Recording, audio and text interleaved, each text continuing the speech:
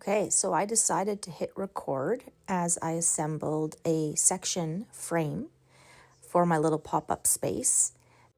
So pretty impromptu, but it is a step-by-step assemble with me video. Now I pretty much let the video run through in real time. A few spaces I've sped up just because I'm literally walking around looking for a hammer, which I obviously forgot because you're going to see how I use a galvanized plumbing part as a hammer. That's coming up, so stay tuned. Right now I'm taking out the, let's call it the ceiling roof and the base, and also the center shelf, which serves as a really solid support.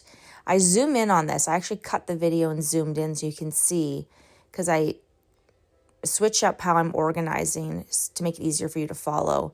So see how I switch this? The upper part and the lower part have the grooves there for the back little flimsy, kind of like a, can't remember, it's like a press board, cardboard wall, backing wall, whatever you want to call it. I do not use any proper terms. I never went to school to learn how to assemble IKEA. I just make up it. I make up the words as I go. So I'm pulling out the walls left and right. Originally, like I've done these so much. My whole kitchen section, I've done 3, 4, plus the kitchenette. I've done like 5 different kitchens. I use section. I even have 2 of them in my closet design. I mix it in with the PAX units because I like some of the features better that this section offers. So yes, I have technically kitchen cabinets even in my closet. This one that I've pulled, this is a section high cabinet. So it's comparable to, say, like a Billy bookcase or the Billy bookshelves. The reason I opted for the section, the kitchen options, is because it's deeper. So the sides of the walls are wider. It gives me more space, and I needed the depth because of the, see, little gold plumbing galvanized little apparatus I have next to me. I'm assembling that, and I needed a support. And what better than to use like an already ready to go shelving unit? Just screw it onto that rather than having to build a wall or try to frame out something else to make something work. You know, I'm using stock sizes. None of this is custom. So I'm working with what I've got. You know, I can get certain sizes at Home Depot and I can get certain sizes at IKEA, and I try to work within those sizes. By no means am I buying MDF and doing custom work in a pop-up. I want easy to assemble, easy to take down. So what I'm doing here is I'm getting all my parts out. I put the chart here for you in the video. I always do this. I go through my parts. IKEA has been fantastic about getting you your parts in recent years. When I was first getting into IKEA stuff back in like the late 90s, it was nuts. I remember like 99 having to go to IKEA and wait in line to get like the screws, that a very specific type of screw, and it wasn't even in the pack. So I'm just organizing them, making sure I got what I need. It's been really good so far, but it's a good habit. And kind of just pointing to things. I am talking in this video, but I actually took the audio off because of music I was playing. Okay, so these are the pegs. I do not go in order because, again, I've assembled these so often. I just know how I prefer to do it. I know the order I like better. Even the way I like the panels, the side walls, the left and the right sides, I like them with the groove that the backboard goes in. I like them together, but I decided as I was doing the video, I thought, you know what, this might confuse people. So I moved it to resemble what you see in the IKEA instructions or the assembly guidebook or manual, whatever you want to call it. I think IKEA calls it actually assembly instructions for download on their website. So I moved it that way. It's easier to follow. I just finished putting the little wooden pegs in. I'm adding more on the top there. I actually did this last night, and now it's one night later, and I'm recording the audio for this. So now I'm getting into Another IKEA part. This is what holds everything together for real. So I'm showing you that as well in the guidebook, assembly instruction book. That's what I'm doing. This one only has the 2 holes, or the 2 screws and the 2 pegs. As you get into the 24-inch deep units, this is the 14.5 inches, or it's about that. I can't remember exactly what the measurement is. There's 3. So depending on what instruction manual you have, you might see 2 or you might see 3. 14.5 inches deep, 2, 24 inches deep, 3. I'm using an impact gun. That's a really powerful drill for IKEA. A regular drill is more than enough. I'm just very used to my impact gun.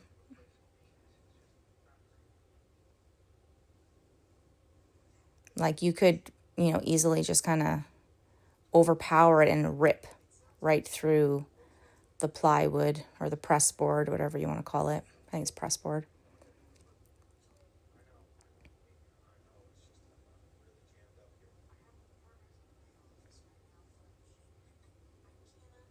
Now what I'm doing, I do zoom in on this as well. These are the brackets that attach to your physical wall of your space. You're going to use a suspension rail from IKEA when you're putting together their kitchen units. They're basically, when you're putting together an IKEA kitchen in general, you're going to get a bunch of their suspension rails. I do, when we get to that section, how I did it for this pop-up, I do highlight it so you'll know what I'm talking about. I do like their suspension rail system. I preferred their older one.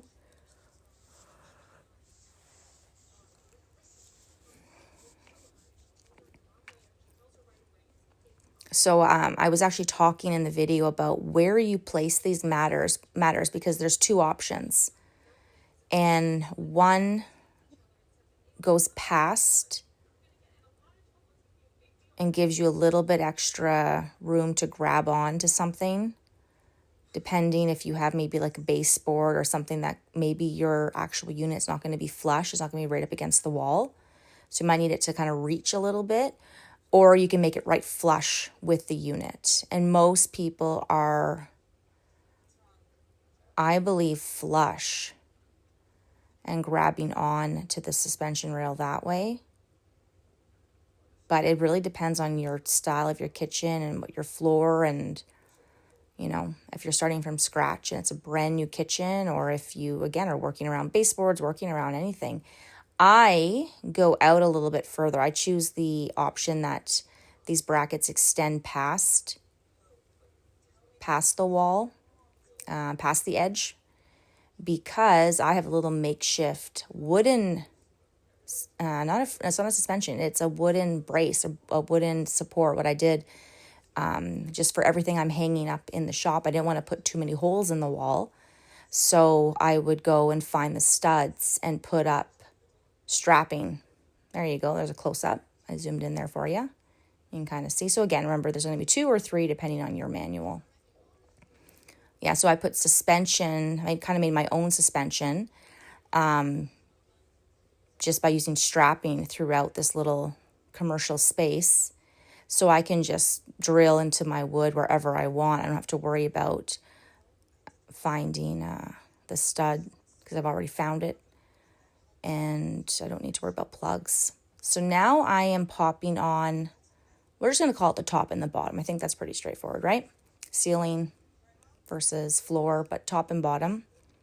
I do move the frame, don't worry.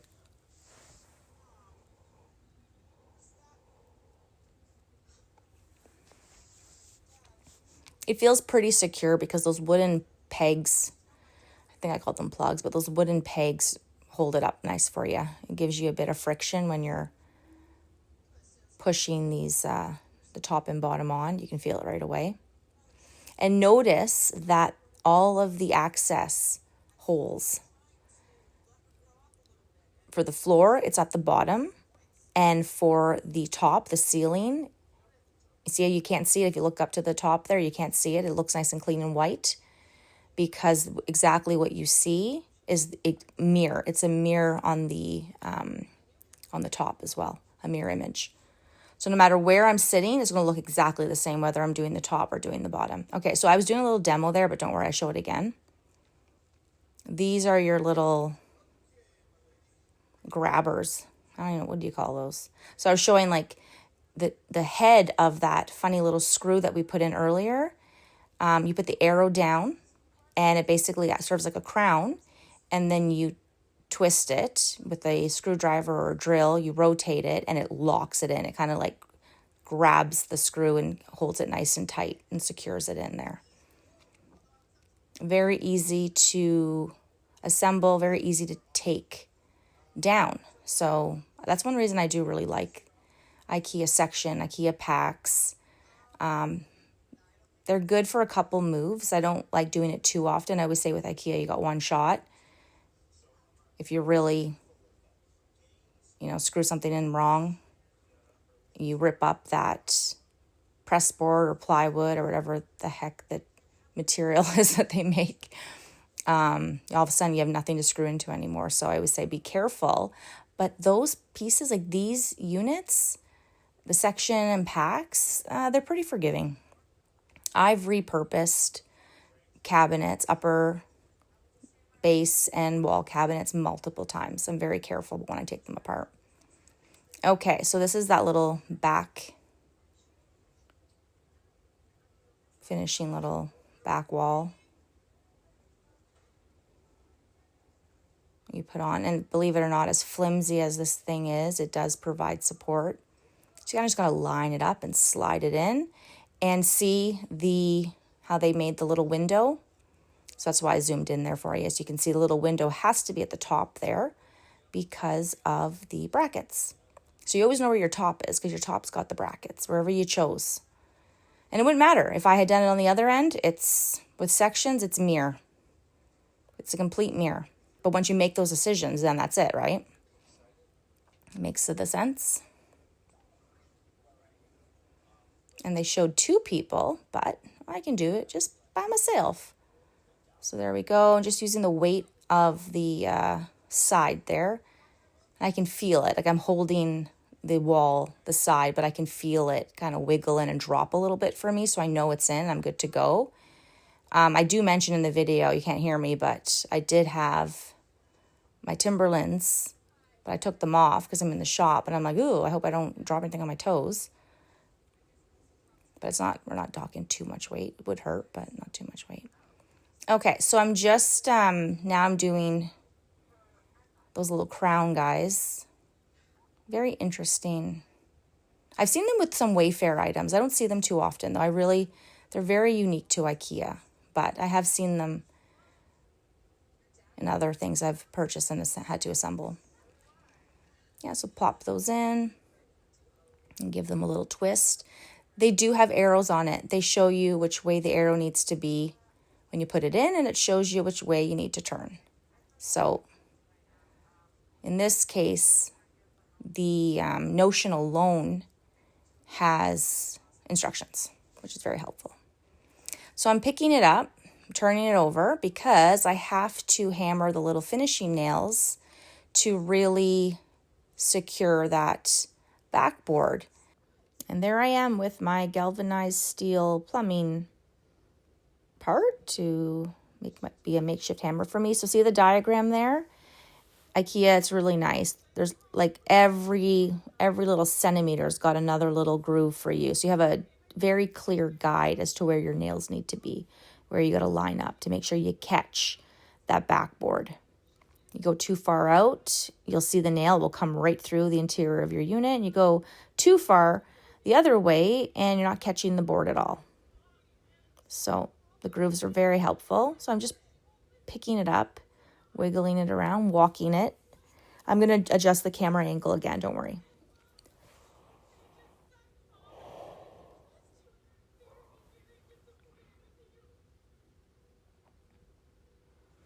Okay, so I zoomed out for you. So now this is an interesting part. This is another support. This is a really strong, sturdy shelf that they offer you.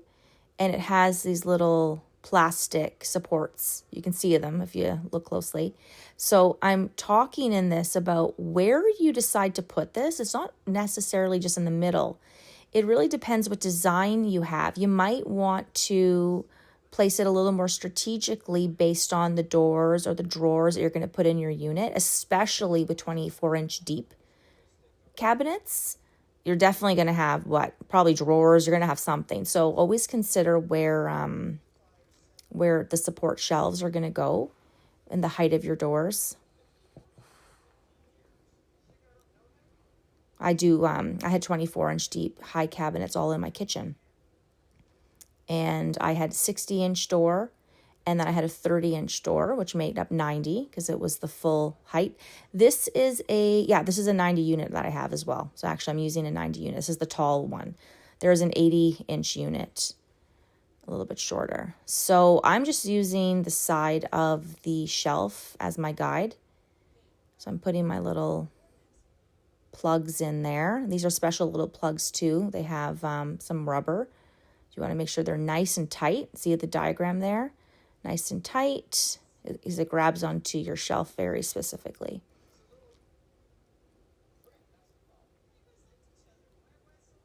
So I go into one side, and because that helps me know exactly where the other pegs need to go.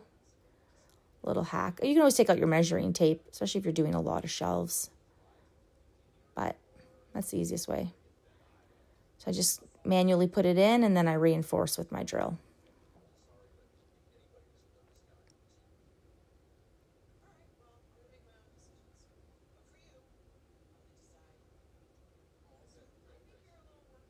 You got to give it a good snap. Make sure it really snaps in. The white plastic, you'll feel it.